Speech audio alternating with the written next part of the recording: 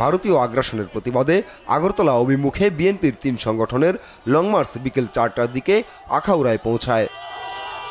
পরে স্থলবন্দর মাঠে সমাবেশে বক্তব্য রাখেন ৩ সংগঠনের নেতারা। যুবদল সভাপতি আব্দুল মোনায়েম বলেন, বাংলাদেশের স্বাধীনতা সার্বভৌমত্বের প্রশ্নে আপোষহীন বিএনপি, যে কোনো ঝুঁকি নিতে প্রস্তুত দেশের জনগণ। স্বাধীনতা সার্বভৌমত্বের জন্য দেশের জনগণ যে কোনো ঝুঁকি নিতে প্রস্তুত আছে। আমরা বাংলাদেশের অখণ্ড স্বাধীনতা সার্বভৌমত্বের প্রশ্নে আমরা আপোষহীন। ইস্পাত কঠিন ঐক্যের মাধ্যমে বাংলাদেশের স্বাধীনতার প্রতি যে শোষণ দৃষ্টি দিয়েছে সেটাকে প্রতিহত করতে হবে।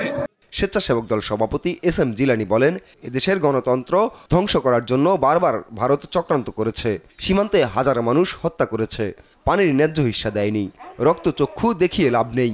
যে কোনো দুর্যোগ দেশের মানুষ ঐক্যবদ্ধভাবে মোকাবিলা করতে প্রস্তুত বলেও হুঁশিয়ারি দেন তিনি। গণতন্ত্র ধ্বংস করার জন্য ভারত বারবার বাংলাদেশের বিরুদ্ধে চক্রান্ত করেছে। আপনারা বাংলাদেশের ওই চট্টগ্রাম দাবি করেন, কিন্তু আমরাও তো সিরাজউদ্দৌলার সেই পশ্চিমবঙ্গের আমরা দাবি করতে পারি, ওটা তো বাংলাদেশের অংশ। রক্তচক্ষু দেখে লাভ নাই। বাংলাদেশের মানুষ বারবার প্রমাণ করেছে, তখনই দুর্যোগ এসেছে বাংলাদেশের মানুষ ঐক্যবদ্ধ হয়েছে।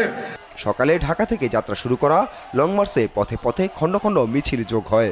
ছাত্রদল, যুবদল ও স্বেচ্ছাসেবক দলের এই লং মার্চ নারায়ণগঞ্জের সাইনবোর্ড এলাকায় পথসভা করে এগিয়ে যায় কিশোরগঞ্জের ভৈরবের দিকে।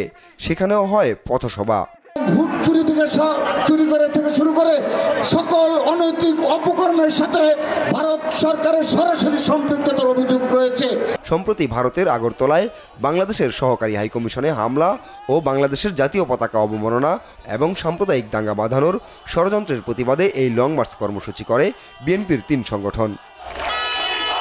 আপন অপু, নিউজ ডেস্ক, দেশ টিভি।